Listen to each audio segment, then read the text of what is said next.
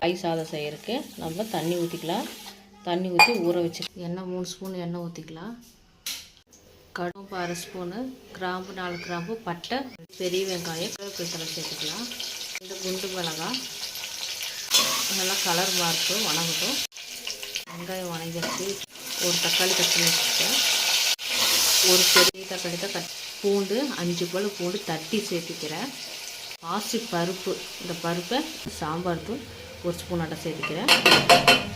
காரம் எவ்வளோ தேவையோ அந்த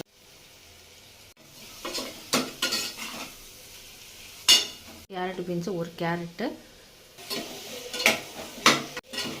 ஸ்பூன் சேர்த்துக்கிறேன். நெய் சேர்த்துலாம். நெய் சேர்த்து ஒரு கிளறி அரிசி சேர்த்துக்கலாம். அரிசியை போட்டு எப்போதுமே ஒரு 2 டம்ளர் தண்ணி கிளறி விட்டாச்சு. ஓரத்துலேருந்து கிளறி விட்டுக்கலாம்.